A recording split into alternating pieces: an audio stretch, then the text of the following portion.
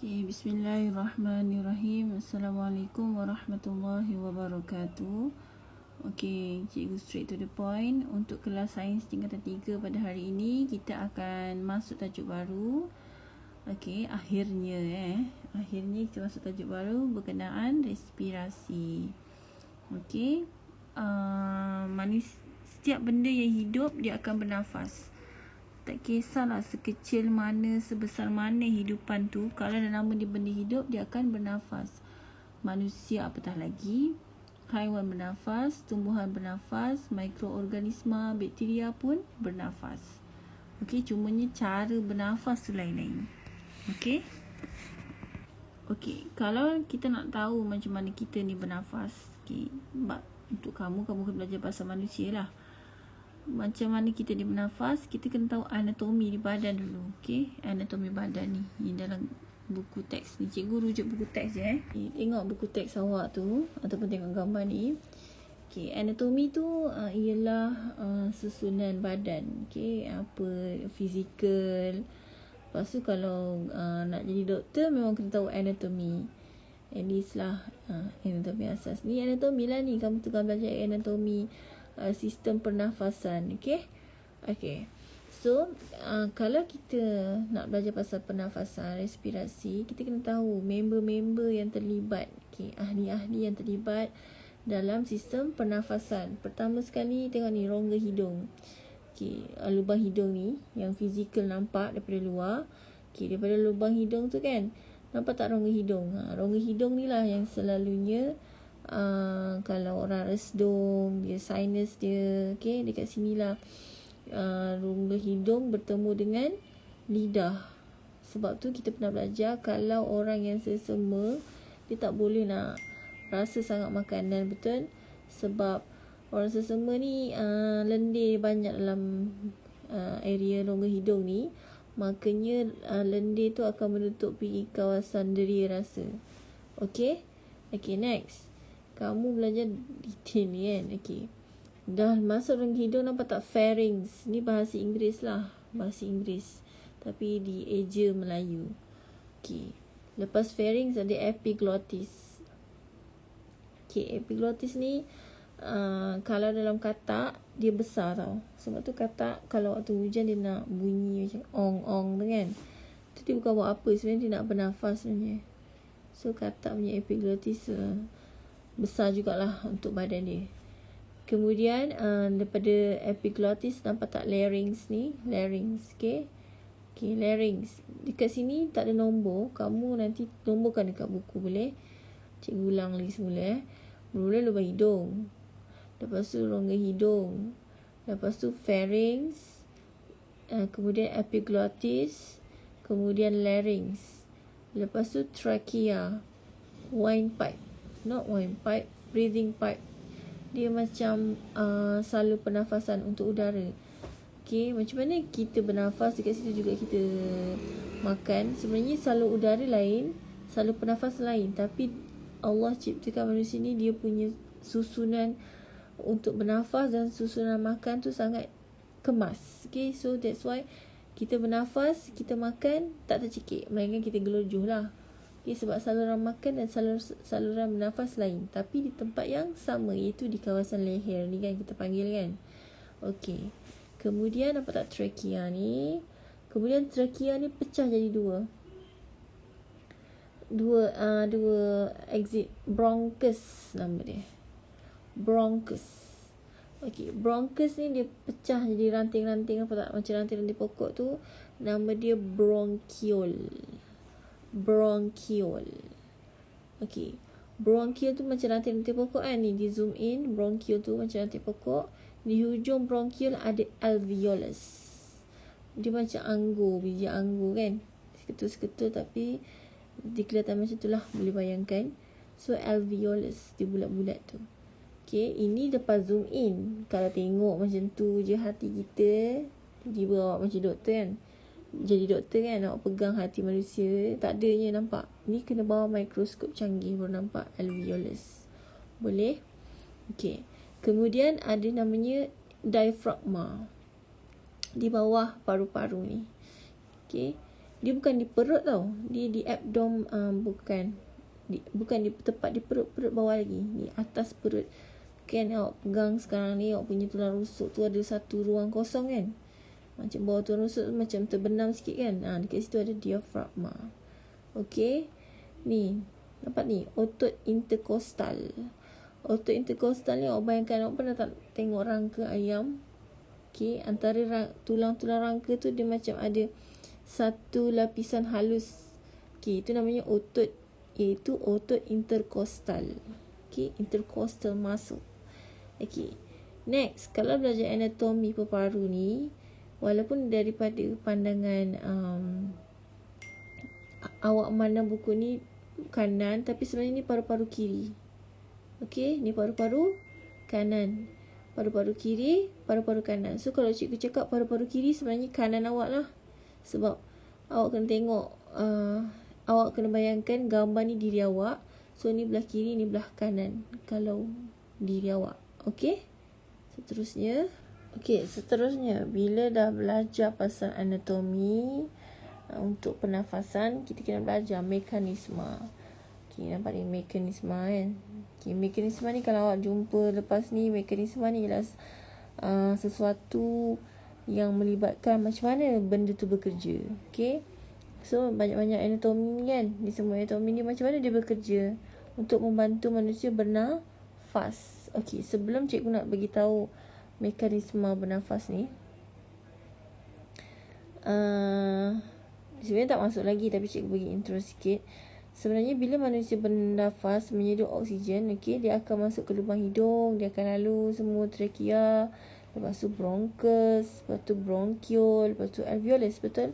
Okay, selalunya kebanyakan kalau orang yang kena jangkitan paru-paru, saluran pernafasan mungkin dekat atas ni saja. Okay, dia punya jangkitan. Okay, tapi tak sampai paru-paru lagi. Tapi kalau musim COVID sekarang ni, COVID dia akan menyerang di bahagian alveolus ni. Dikacau habis dekat alveolus ni. So alveolus ni sebenarnya tempat pertukaran oksigen daripada luar masuk dan karbon dioksida yang kita dah guna keluar balik. Tapi bila alveolus ni rosak, rasa-rasa oksigen boleh masuk dan karbon dioksida boleh keluar ataupun tidak bila alveolus ni rosak disebabkan oleh COVID. Okay, sebab tu kalau orang yang dikena COVID ni, dia antara simptomnya ialah dia rasa sesak nafas sebab dia punya paru-paru dah dikacau. Okay, oleh siapa? COVID. Okay, sekarang ni mekanisme. Tengok cara manusia bernafas. Kita bernafas punyalah senang. Allah ni memang sayang kat kita. Kita bernafas senang je. Tapi bila cikgu nak cerita ni lama, betul tak? Maksudnya ciptaan Allah ni sangat canggih. Okay. So, ni cara bernafas. Mula-mula kalau kita sedut oksigen, lubang hidung, betul? Rongga hidung. Lepas tu dia lalu pharynx, larynx, trachea. Trachea pecah jadi bronchus, ada 2. Bronchus pecah kecil-kecil jadi bronchiole. Bronchiole pecah-pecah jadi kecebisan jadi alveolus. Okay. Yang ni kena hafal, yang ni buat nota, salin balik, boleh? Okay. Next. Okay, seterusnya ialah kita nak tahu macam mana kita ni bernafas. Okay, kamu dah kenal trachea. Okay, lepas tu dah kenal paru-paru. Lepas tu ada diafragma kan. Okay, kita punya paru-paru ni sebelah kanan dengan sebelah kiri ni, dia dilindungi oleh sangkar tau, rib cage ni, sangkar rusuk. Kalau kamu pegang dada tu kan, dada tu macam ada keras-keras kan, tu ada tulang rusuk. Tujuannya ialah kalau kita berlanggar ke paru-paru tu akan dilindungi. Kiranya paru-paru ni sangat fragile, sangat cepat untuk cedera kalau tak ada yang melindungi. Okay, so sangkar rusuk akan melindungi paru-paru kita. Lepas tu ingat tak, nampak tak otot intercostal? Okay, di antara tulang rusuk ni akan ada otot. Dia macam lapisan halus. Boleh? Otot ni dia power. Otot ni Allah ciptakan untuk kita sangat power, sangat hebat. Okay, bila kita bernafas dia akan mengecut. Okay, So, cikgu akan explain macam mana kita bernafas, okay? So, waktu kita nak tarik nafas, okay, awak bayangkanlah benda ni boleh praktis kan diri sendiri. So, waktu kita nak tarik nafas, okay, kita punya otot intercostal ni di antara tulang rusuk ni akan mengecut. Mengecut ni macam mana? Awak ambil getah sayur tu kan, getah sayur tu awak tarik dia, awak tarik hujung dan hujung, awak tarik, tu namanya mengecut. So, bayangkan waktu bernafas, otot intercostal antara tulang rusuk tu mengecut. Jadi kesannya apa? Bila otot intercostal mengecut, sangkar rusuk tu jadi bergerak ke atas dan keluar. Cuba buat bernafas sekarang. So, awak bernafas, awak punya dada tu macam membesar kan. Jangan awak saja buat relax je, duduk biasa. Okay, dada tu macam membesar kan ruang dia, betul? Okay, dada tu naik ke atas dan keluar ke arah luar ni, ke arah luar. Okay, so itu dekat otot intercostal. Kedua dekat diafragma. Waktu bernafas, diafragma pun mengecut juga. So mengecut. So apa jadi kalau diafragma mengecut? Sebab jadi bergerak ke bawah. Dan perut tu, sebab tu perut kita kalau waktu bernafas, tarik nafas, perut kita nampak lepeh kan, sebab diafragma tu mengecut dan bergerak ke bawah. Okay, jadi bila kita punya sangkar ni bergerak ke atas macam keluar, betul tak, mendada macam tu, dan kita punya diafragma ke bawah, ruang dalam ni dekat saluran dalam badan kita ni akan membesar. Okey, ruang untuk pernafasan dalam badan kita panggil rongga toraks. Ruang dalam hidung namanya rongga hidung. Ruang dekat dada ni untuk bernafas namanya rongga toraks. Boleh? So, bila sangkar ni dia keluar, kita punya sangkar rusuk ni macam ke atas kita macam mendada kan. Maksud diafragma kita ke bawah, so perut kita lepeh, betul tak? So, dalam ni rongga toraks ni akan jadi lebih besar. Okay, so bila rongga toraks dalam ni membesar, tekanan udara dalam ni, tekanan udara tahu tak tekanan udara? Tekanan udara ni macam udara dalam tu berapa banyak? Yes, kandungan udara dalam tu berapa banyak? Okay, so bila rongga toraks ni membesar, tekanan udara jadi berkurang. So ni kena hafal. Kalau ruang membesar, tekanan berkurang. Dia berlawanan. Kalau ruang membesar, tekanan berkurang. Boleh? Okey. So, tekanan udara dalam ni berkurang. Okey, kalau kat sini tekanan udara rendah, dekat luar tekanan udara tinggi. So, tekanan udara tu akan bergerak daripada tinggi kepada tekanan udara yang rendah. Jadilah kita bernafas. Tu secara fizik dia. Macam mana kita bernafas. Boleh? Cikgu ulang. Bila kita tarik nafas, otot intercostal ni dia mengecut, makanya sangkar rusuk kita keluar. Cuba bernafas ni, mendada kan. Okay.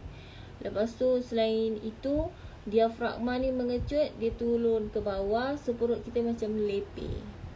Boleh? Kesannya rongga toraks ni ruang ni jadi besar. Bila ruang besar, lawan dia apa? Tekanan udara jadi kurang. Okey? Boleh? Okey, bila tekanan udara dalam ni kurang, tekanan udara dekat luar ni, dekat sekeliling kita ni tinggi. So, udara dia bergerak dari tekanan tinggi pergi ke tekanan rendah. Ni, cikgu tulis kat bawah ni.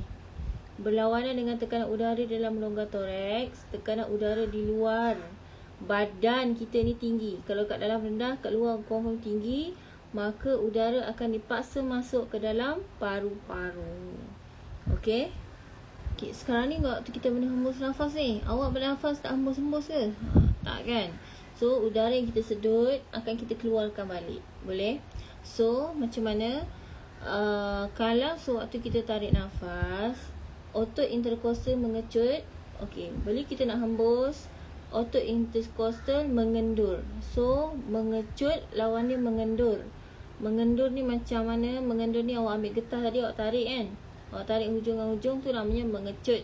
Bila awak lepas getah rambut tu, okay, dia jadi macam lembik-lembik, namanya mengendur. So, bila kita nak buang udara daripada badan kita, otot intercostal akan mengendur. So kesan dia apa? Sangkar rusuk bergerak ke bawah. So dia turun. So otot intercostal satu. Selain otot intercostal, diafragma. Kalau waktu tarik nafas tadi dia mengecut, dia bergerak ke bawah. So perut kita lepek. Tapi waktu hembus nafas, dia mengendur juga macam otot intercostal. So bila dia mengendur, dia naik ke bawah. Sebab tu waktu kita nak hembus nafas, perut yang yang kempis tadi menjadi boncit. Sebab dia dah mengendur, dia relax, dia naik ke atas. Okey. Maka kesannya bila rongga toraks masuk ke dalam, lepas tu diafragma tu mengendur kan, dia macam naik ke atas kan. So ruang dalam rongga toraks ni jadi kecil. Okey. Cikgu cakap apa? Ruang lawan dia tekanan. Kalau ruang tu mengecil, tekanan dalam ni bertambah. Tekanan dalam dada kita bertambah. Okey. So, tekanan dalam dada bertambah. Okey. Bertambah. Tekanan udara yang lebih tinggi dalam paru-paru menolak udara keluar. Okey, bila dalam ni tinggi, confirm dia akan, sudah semestinya dia akan tolak keluar. Jadi kita akan hembus udara yang kita sedut tu keluar. Jadilah proses tu secara fiziknya dipanggil menghembus nafas. Okey. So, cara nak hafal ni ialah awak hafal satu ni, faham kan? Iaitu contoh menarik nafas, awak hafal. Bila menghembus nafas, awak terbalikkan je. Boleh? Lawankan saja. Kalau sewaktu menarik nafas, otot mengecut, buatlah menghembus nafas, confirm otot mengendur. Boleh? Seterusnya ialah kita nak tahu udara yang kita sedut ni dengan udara yang kita hembus, kandungannya berbeza atau sama? Udara yang kita sedut dengan udara yang kita hembus, kandungannya berbeza ataupun sama. Okay, so kita nak tahu dengan cara buat eksperimen. Memang kita tak boleh buat eksperimen, at least tahulah macam mana nak tahu beza udara yang kita sedut dengan udara yang kita hembus. Okay, so sekarang ni tengok buku teks awak tu, muka surat 50 ni. Okay, at least kamu sekurang-kurangnya kamu kenal, maklumlah dengan eksperimen ni untuk apa sebenarnya. Okay, so sekarang ni eksperimen ni sebenarnya nak uji udara yang kita sedut dengan yang kita hembus sama ataupun berbeza. Okay, so dia punya setup eksperimen macam ni. Boleh? Okay, so sekarang ni tengok, sama ada awak tengok buku ni ataupun tengok buku teks. Tengok setup eksperimen dia. Nampak tak balang dalam apa, basin kaca besar tu. Kenapa kaca? Sebab nak tengok aras air, nak bagi dia transparent untuk sinar. Lepas tu dia ambil balang gas. Okay, so air dalam basin tu diisi penuh kan, diisi penuh betul, tapi tak penuh sangat, sekadar mencukupi dekat kaki balang gas tu. Okay, so kemudian balang gas tu macam kosong kan. Okay, kosong tu sebabnya dalam dia ada udara yang kita belum sedut. Okay, udara yang kita belum sedut dalam balang gas ni. Lepas tu dia terlangkupkan macam tu, betul tak? Terbalikkan macam ni. So air memenuhi paras ni saja. Kemudian dekat sebelah ni ada lilin. Okey, dekat sebelah ni ada lilin ni dihidupkan. Okey, sebelum tu nampak tak? Sebelum balang gas ni terlangkupkan dekat atas air ni, terbalikkan. Okey, dia dah tanda tu, nampak tak? Aras air level tu, yang merah tu je. Boleh? Okay, kemudian dekat atas level merah tu dia buat 5 bahagian. 1, 2, 3, 4, 5 ni. Tengok 1, 2, 3, 4, 5. Okay, 5 bahagian yang sama besar. Okay, dia dah tandakan macam tu. Dia terbalikkan balang ni. So dekat paras air je. Lepas tu dia nyalakan lilin. Lepas tu lilin dah menyala, dia ambil balang ni. Tutup atas lilin tu. Ni, tutup atas lilin. Okey. Lepas tu dicatatkan berapa lama lilin tu akan menyala. Okey. So, pada akhir eksperimen, aras air tu, awak tanda kat buku awak, aras air tu asalnya dekat yang ni, yang kuning ni. Sorry, arasnya di yang kuning ni. Nampak tak yang merah tu dalam buku awak? Bila lilin tu dah padam, air tu akan naik ke aras yang warna biru cikgu tanda ni. Yes. Okay. Katakanlah di balang, kan, aras air dekat sini, betul? Air kat sini je. Okay. Kemudian bila lilin dah padam, dia akan naik satu. Kan ada 5 bahagian. 1, 2, 3, 4. 1, 2, 3, 4, 5. Okay. Dia ada 5 bahagian kan? 1, 2, 3, 4, 5. Mula-mula air di sini, bila lilin dah terpadam, dia akan naik satu level. Air tu jadi naik tinggi. So yang dekat sini tak ada dah. Okay, tandakan dekat buku awak. Okay. Boleh. Okay. So kiranya daripada 5 bahagian ni, 1, 2, 3, 4, 5 bahagian senggatan tu, senggatan kita panggil kan ada 5 bahagian tadi kan. Okay. So air naik aras yang ke sini, betul tak? Aras yang ni air naik, betul? So air naik, dia cover berapa bahagian? 1 daripada 5 bahagian, betul? So kalau nak tukar peratus, darab 100%. Kiranya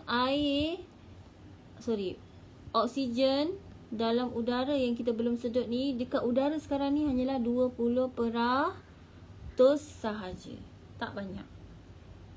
Okay, disebabkan air ni naik satu senggatan, 1 daripada 5 semua senggatan yang kita buat, tukar jadi peratus, 20% kan? Maksudnya apa? Dalam udara yang kita baru nak sedut ni, yang belum sedut ni, oksigen hanyalah sebanyak 20%. Boleh? Tak banyak sangat. Yang paling banyak gas nitrogen. Okay, 20% je Allah bagi dekat udara ni. Okay, itu dalam udara sedutan yang kita sedut. Okay, seterusnya sikit lagi. Kalau udara hembusan, oksigennya banyak ke tak? Tak. Contohnya dalam eksperimen ni set up, disambung dengan pipe ni kan. Okey, hembusan ni ialah kita hembus udara yang kita hembus masukkan dalam balang ni, lepas tu terlangkupkan dekat lilin yang menyala ni. Aras air tu naik berapa? Dia takkan sampai 1. Sebab bila kita sedut, betul, bila kita sedut udara, kita guna oksigen tu, betul? So bila kita guna oksigen, kita nak hembus balik, dia punya kandungan oksigen tu masih sama banyak atau dah berkurang? Confirm dah berkurang sebab kita dah guna kan. Okay. So dekat sini awak tulis ni, yang biru ni, tulis dengar betul-betul. Berada pada satu senggatan. Berada pada satu senggatan. Okay, yang warna biru.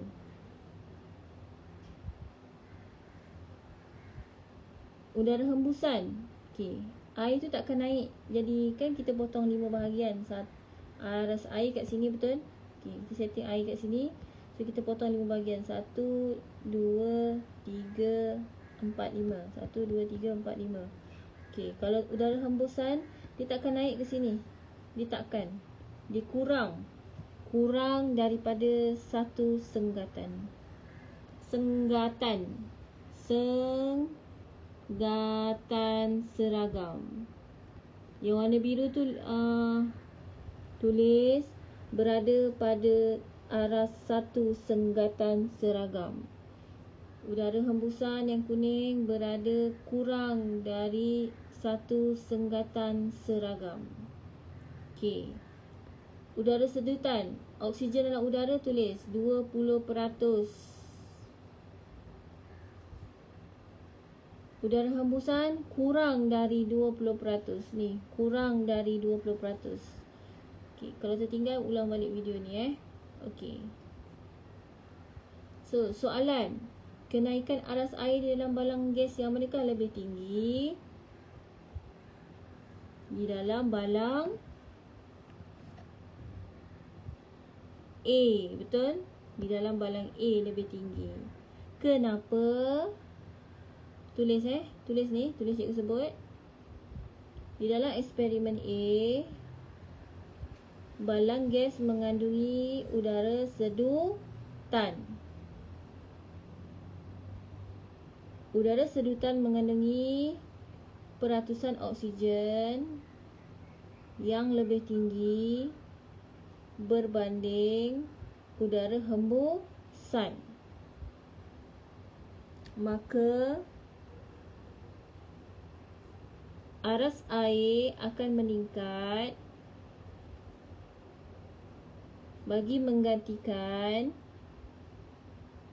oksigen di dalam udara sedutan yang digunakan untuk membakar lilin.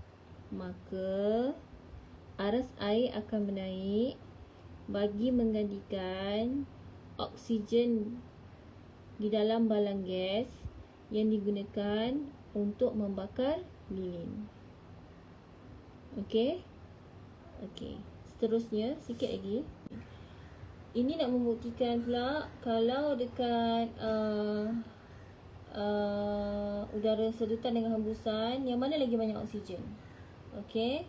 So dia buat setup eksperimen ni, dia bukan nak minum air ni, dia nak hembus udara.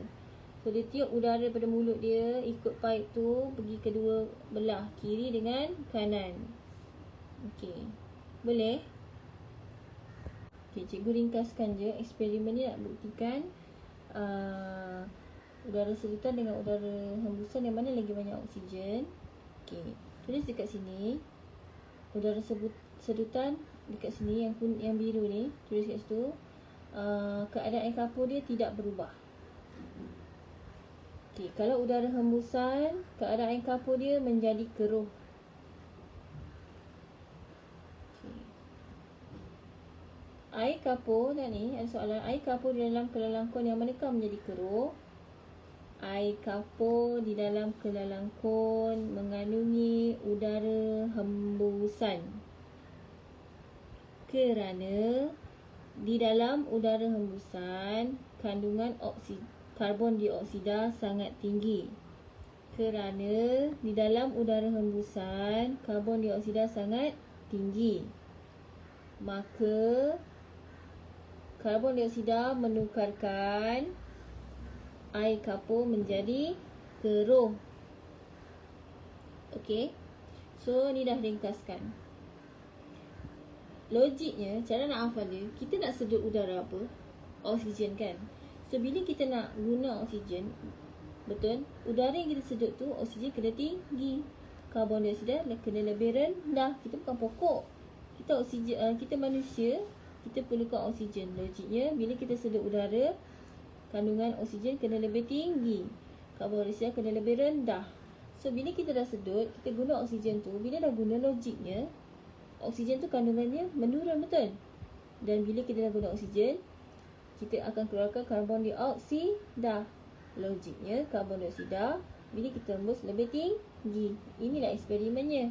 Boleh menukarkan air kapur menjadi keruh. Okey. Itu saja. So yang kamu kena buat nota ialah yang ni. Sana dalam buku. Kemudian yang ni.